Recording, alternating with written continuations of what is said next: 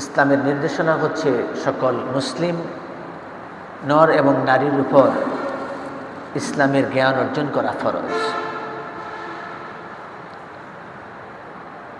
এই ফরজের ব্যাপারে আমরা অনেকেই উদাসীন। একজন প্রাপ্তবয়স্ক মানুষের উপর যেমন নামাজ আদায় করা ফরজ, প্রাপ্তবয়স্ক সুস্থ মানুষের জন্য যেমন রোজা রাখা ফরজ, ঠিক তদ্রূপ ব্যক্তিগতভাবে সকল মানুষের উপরে দ্বীনি জ্ঞান অর্জন করাও ফরজ। এই ফরজটাকে বোঝানোর জন্যে আল্লাহ রাসূল সাল্লাল্লাহু আলাইহি সাল্লাম আল্লাহ তাআলার পক্ষ থেকে গোটা মানব জাতির যারা ঈমানদার, সকল ঈমানদারদের উদ্দেশ্যে আল্লাহ রাসূল বলেছেন, ছোট্ট একটা হাদিস আপনারা অনেকেই জানেন। আল্লাহ রাসূল বলেছেন, তলাবুল ইলমি ফারিজাতুন আলা কুল্লি মুসলিম। একদম সহজ কথা, তলাবুল ইলমি ফারিজাতুন, জ্ঞান অর্জন করা ফরজ। কার উপর? আলা কুল্লি মুসলিম, প্রত্যেক মুসলমানের উপর। এখন এই পার্থিব জীবনের লোভ লালসায় মানুষ কাতর হয়ে জ্ঞান অর্জন করাকে ফরজ বলা হয়েছে। এই জ্ঞানটাকে মানুষ সাধারণ শিক্ষাকে অনেকেই ব্যাখ্যা দেয় যে জ্ঞান অর্জন করতে বলা হয়েছে, কোরআনের জ্ঞান না হাদিসের জ্ঞান এটা তো বলেনি, তো জ্ঞান হলেই তো হলো। সুতরাং আল্লাহ রাসূল পৃথিবীতে মানুষকে ইঞ্জিনিয়ার বানানোর জন্য দুনিয়াতে আসেন। আল্লাহ রাসূল পৃথিবীতে এসেছেন মূলত গোটা পৃথিবীর মানব জাতিকে আল্লাহমুখী করার জন্যে, তাদের প্রভুর সাথে পরিচয় করে দেওয়ার জন্যে। এবং একটা মানুষ তার প্রভুর পরিচয় কিভাবে পাবে, কোন পদ্ধতিতে তার প্রভুর পরিচয় পাবে এবং এই রবের কিভাবে তারা বন্দেগী করবে, হুকুম পরিপালন করবে, এই বিষয়গুলোকে বাতলে দেওয়ার জন্যে বান্দার সাথে তার মাবুদের সম্পর্কটাকে জড়িয়ে দেওয়ার জন্যেই পৃথিবীতে আল্লাহ রাসূলের আগমন ঘটে। এই জন্য জ্ঞানী লোকদের, এখানে জ্ঞানী বলতে বোঝানো হয়েছে আলেম, যারা ইসলামী শরীয়তের জ্ঞান রাখেন, যারা মানুষদেরকে হেদায়েতের পথে ডাকার যোগ্যতা রাখেন, যারা সত্য আর মিথ্যার মধ্যে ডিফারেন্স করার ক্ষমতা রাখেন, যারা হালাল আর হারামের ফয়সালা দিতে জানেন, যারা নিরপরাধ আর অপরাধীকে শনাক্ত করতে পারেন, ইলমে ওয়াহির জ্ঞান যারা অর্জন করেছে, মূলত তাদেরকে বলা হয় আলেম।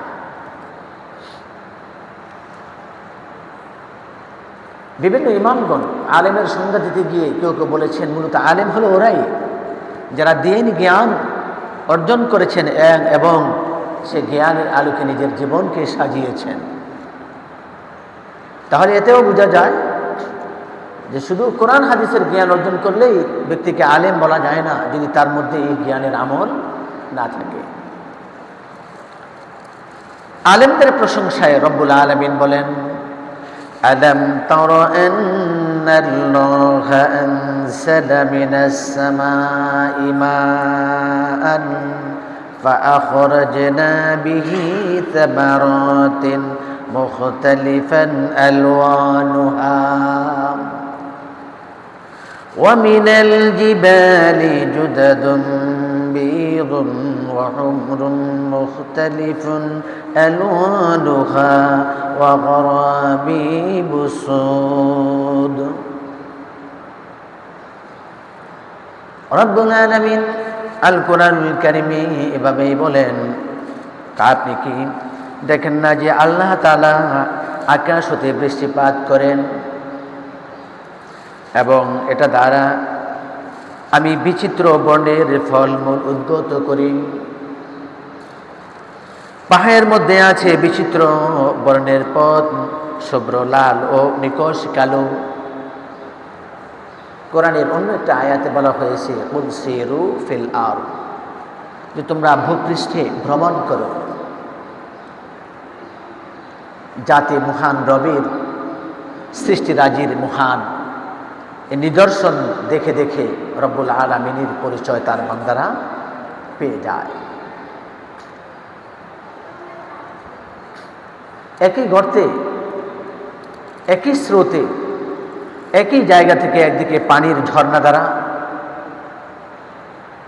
প্রবাহমান, আবার অগ্নিস্ফুলিঙ্গও কি বেরিয়ে আসছে। পানিতে কি কখনো আগুন জ্বলে? জ্বলে না, এটা স্বাভাবিক দাবি। কিন্তু আমার রব ইচ্ছা করলেই একই সুড়ঙ্গ দিয়ে পানিও নির্গত করতে পারেন, আবার আগুনেরও প্রজ্বলন করে দিতে পারে। এটা রব্বুল আলামিনের একচ্ছত্র ক্ষমতা ছাড়া আর পৃথিবীতে কারো সে ক্ষমতা নেই। এই জন্য আমাদেরকে এই কথাটা বোঝা দরকার যে জ্ঞান অর্জন আমাদেরকে করতে হবে, জ্ঞান অর্জন আমাদেরকে করতে হবে। জ্ঞান অর্জন কোথায় করবেন, কিভাবে করবেন, এই বিষয়ে যদি ইসলামী শরীয়তের নির্দেশনার দিকে আমরা তাকাই, রব্বুল আলামিনের নির্দেশের প্রতি যদি আমরা লক্ষ্য করি, বিষয়গুলো আমাদের কাছে অনেকটা সুস্পষ্ট হয়ে আসে। পবিত্র কোরআনুল কারীমের সূরা ফাতিরের মধ্যে বলা হয়েছে ওয়া মিনান নাসি ওয়াদ দাওয়াবি ওয়াল আনআমি মুখতালিফুন আলওয়ানুহু কাযালিক ইন্নামা ইয়াখশাল্লাহা মিন ইবাদিহিল উলামা ইন্নাল্লাহা আজিজুন হাকীম ইন্নাল্লাহা আজিজুন গফুর। এরপরে আল্লাহ তাআলা বলেন কিভাবে রং বেরঙের মানুষ, জানোয়ার, চতুষ্পদ জন্তু, এগুলো আমি কি করেছি? সৃষ্টি করেছি। এগুলো পৃথিবীতে আছে। আল্লাহর বান্দাদের মধ্যে যারা জ্ঞানী, ইন্নামা ইয়াখশাল্লাহা মিন ইবাদিহিল উলামা, পরিষ্কারভাবে আল্লাহ তাআলা এখানে উলামাদের কথা বলেছেন যে আল্লাহর বান্দাদের মধ্যে যারা জ্ঞানী তারাই ইন্নামা ইয়াখশাল্লাহ, তারাই আল্লাহ তাআলাকে ভয় করে। এরপরে বলেন ইন্নাল্লাহা আজিজুন গফুর, যে আল্লাহ পরাক্রমশালী, ক্ষমাশীল। এখানেও গোটা মানব জাতির চোখে আঙ্গুল দিয়ে দেখিয়ে দিয়েছেন যে তোমরা সমাজের সব মানুষকে একই পাল্লায় তোমরা মেপো না।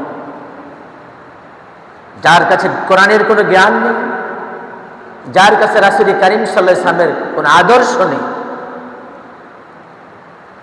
এবং যার মধ্যে রব্বুল আলামিনের অনুশাসনের, আল্লাহর হুকুমের কোনো ভয় নেই, এই সমস্ত লোকগুলোকে আলেম বলা যেতে পারে না। জন্য রব্বুল আলামিন নিজে বলেছেন ইন্নামা ইয়াখশাল্লাহা মিন ইবাদিহিল উলামা, বরং কোরআনের অনুশাসন, কোরআনের জ্ঞান, আল্লাহ রাসূলের জীবনাদর্শ যারা ধারণ করেছে প্রকৃতপক্ষে তারাই জ্ঞানী। আর জ্ঞানী মানুষ কখনো আল্লাহকে ভয় না করে পারে না। মূলত আলেমরাই এ ধরনের প্রকৃত জ্ঞানী, যারা কোরআনের জ্ঞান অর্জন করেছেন, আল্লাহ রাসূলের জীবনের কোরআন সুন্নাহের জ্ঞান অর্জন করেছেন, প্রকৃতপক্ষে তারাই হলো মূলত আলেম। আর এই ধরনের লোক ছাড়া আল্লাহকে ভয় করাটা কঠিন। যে ব্যক্তি আল্লাহর আযাবের খবর জানে না, তার মধ্যে আল্লাহর কোনো ভয় কি জাগ্রত হবে? কথা বলেন। যে ব্যক্তির কাছে থানা, পুলিশ, হাজত এই ব্যাপারে কোনো রকমের আইডিয়া না থাকে, সে কি পুলিশ, থানা, হাজত, জেল, জুলকে ভয় পাবে? ভয় পাবে না। যখন মানুষ তার জীবনে জানবে চুরি করলে তার শাস্তি কি,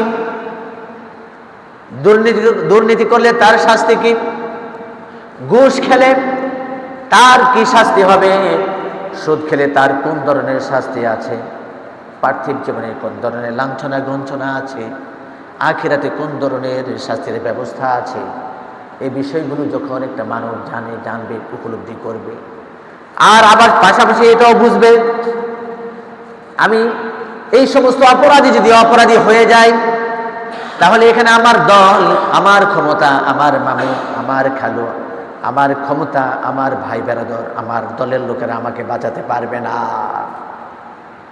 যদি কোনো মানুষ এটা বোঝে যে আমার অপরাধের কারণে যদি থানা পুলিশ আমাকে ধরে নিয়ে যায়, তাহলে আমার এখানে আমার দল, আমার ক্ষমতা, আমার বংশ, আমার দলীয় লোকজন আমাকে এই শাস্তি থেকে রেহাই দিতে পারবে না, তখন মানুষ কি আর অপরাধে লিপ্ত হবে? লিপ্ত হবে। ঠিক তদ্রূপ যে বান্দার কাছে আখিরাতের কোনো ভয় নেই, কবর আযাবের কোনো ভয় নাই, যে বান্দার কাছে আল্লাহর আযাবের গজবের কোনো ভয় নাই, এই ব্যক্তি আল্লাহর হুকুমের কোনো তোয়াক্কা করে না। সে যদি জানতো, কোরআন স্টাডি করত, কোরআন শিখত, কোরআনের মধ্যে বলা আছে জাহান্নামের শাস্তি ভয়াবহ কতটুকু, এ বর্ণনা আছে না নাই? কোরআনের মধ্যে বর্ণনা আছে। আল্লাহ রাসূলের হাদিসের জ্ঞান যার মধ্যে নাই, তার মধ্যে আখিরাতের ভয় কিভাবে জাগ্রত হবে?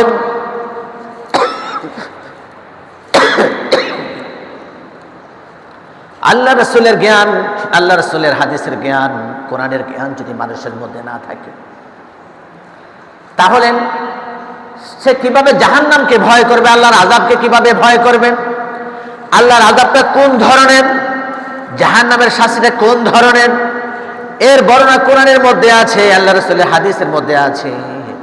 যে ব্যক্তি কোরআনের জ্ঞান অর্জন করলো না, যে ব্যক্তি হাদিসের জ্ঞান অর্জন করলো না, এই ব্যক্তি তো জাহান্নামের ভয়াবহ আযাবের কথা সে জানতে পারলো না। জানলো জাহান্নামের ভয়, জাহান্নাম সম্পর্কে যদি একটা মানুষের আইডিয়া না থাকে, তাহলে সে জাহান্নামকে কিভাবে ভয় করবে? জাহান্নামের আযাবের ভয়ে সে কিভাবে আল্লাহর হুকুম পালন করবে? এই জন্য আল্লাহর ভয় যদি আপনাকে জাগ্রত করতে হয়, আপনার প্রথম কাজ, আপনি আল্লাহর পরিচয় জানতে হবে। আল্লাহ কেমন ক্ষমতার মালিক, আল্লাহ কেমন ক্ষমতার ধাপট, তার আযাব থেকে রক্ষা করার জন্য যে কোনো মানুষ, কোনো ক্ষমতা, কোনো খালু, কোনো ক্ষমতা, কোনো দল, কোনো কিছুই যে আল্লাহ আযাব থেকে মানুষকে রেহাই দিতে পারে না। প্রিয় ভাইয়েরা, আপনি যদি চোখ বন্ধ করে চিন্তা করেন, আজকের সুদ, আজকের ঘুষের নীতি, দুর্নীতি, যত রকমের রাষ্ট্রীয় এবং সামাজিক জীবনের মানুষ যত রকমের অপরাধ সংঘটিত হয়, যত রকমের অপরাধের সাথে মানুষ সম্পৃক্ত হয়ে যায়, খুঁজে দেখেন তার আখিরাতের ভয় নাই। কোন মানুষের হৃদয় স্পটে, মানস স্পটে যদি এই ভয়টুকু সে জাগ্রত করতে পারতো যে আমি লুকিয়ে লুকিয়ে ঘুষ খাই, আর আল্লাহর পৃথিবীতে কোনো মানুষ না দেখুক কিন্তু আমি তো জানি, আল্লাহর পৃথিবীতে কোনো মানুষ না দেখুক কিন্তু আমার রব তো দেখেন, তাহলে আমি কিভাবে আমার এই অপরাধ থেকে আমি নিষ্কৃতি পেতে পারি? এটা কি সম্ভব? যদি মানুষ নিজের হৃদয় স্পটে যদি এটুকু বুঝ ধারণ করতে পারি, আমি লুকিয়ে যত কাজ করি আমার রব সব দেখেন, সেটা অপরাধের কাজ হোক, সওয়াবের কাজ হোক, ভালো কাজ হোক বা মন্দ কাজ, আমি লুকিয়ে করলেও আমার রব দেখেন, আমি মানুষের সামনে করলেও আমার রব দেখেন। অপরাধের কাজ, অপরাধমূলক কাজ, পাপের কাজ মানুষে দেখুক অথবা না দেখুক, সেটা অবশ্যই পাপ, অবশ্যই। সুতরাং একজন মানুষ যদি তার হৃদয় স্পটে যদি এটুকু আস্থা এবং এই জায়গাটুকু দিতে না পারে যে আমি যত কাজ করি আমার রবের শাস্তি থেকে আমাকে আসলে ক্ষমা করার, আমাকে বাঁচানোর কোনো উপায় নেই। আজকে রাষ্ট্রীয় আদালতে একটা মানুষকে অপরাধী হিসেবে সাব্যস্ত করা হয়, 1 বছর, 2 বছর, 5 বছর, 10 বছর যাবজ্জীবন কারাদণ্ড দেওয়া হয়। এক সময় লোকটা বেরিয়ে আসে না? আবার এমন হয় আপিল করেন, আপিলে জামিন নিয়ে চলে আসেন, অথবা ক্ষমতার দাপটে, দলীয় কারণে, রাজনীতির কারণে বিভিন্নভাবে লোকটা অপরাধী হওয়া সত্ত্বেও ছাড়া পেয়ে যায়। সে তখন ভাবে যে আমি তো ছাড়া পেয়ে গেলাম, আমাকে আর কে রোখে।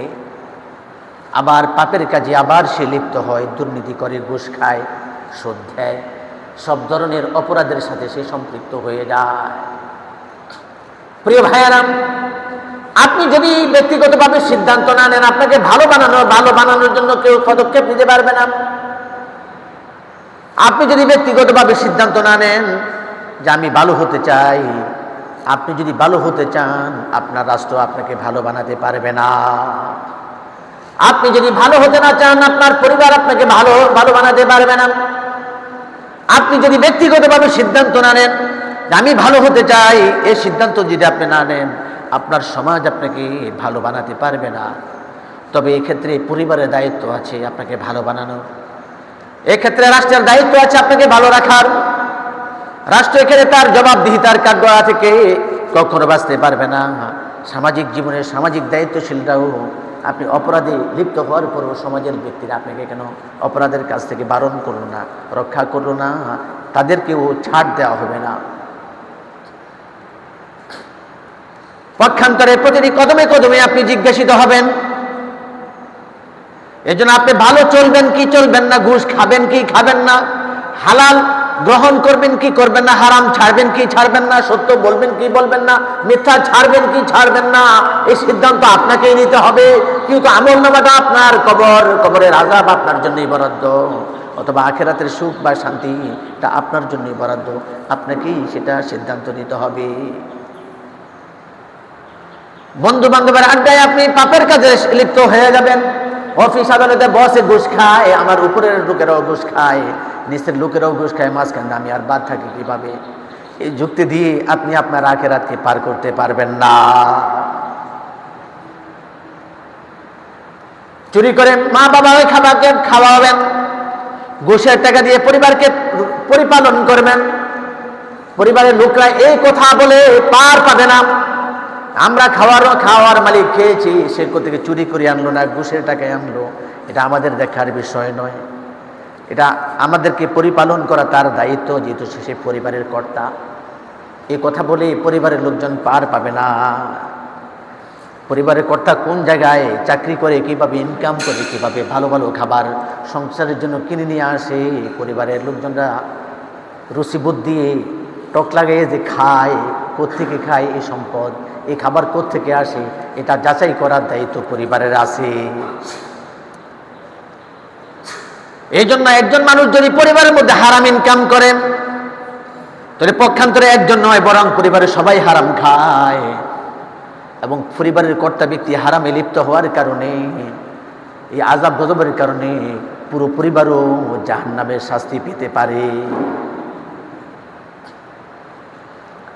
আপনি যদি আল্লাহকে বিশ্বাসী হন, তাহলে আপনি রুজি কামাই যেটুকুই করেন, এটুকুর মধ্যেই আপনি কি করবেন? নির্ভর করবেন। আল্লাহর কাছে রহমত কামনা করবেন, বরকত কামনা করবেন, যে রব যেটুকু ইনকাম করি এটুকু দিয়ে পরিবার ঠিক মতো চালাতে পারি না,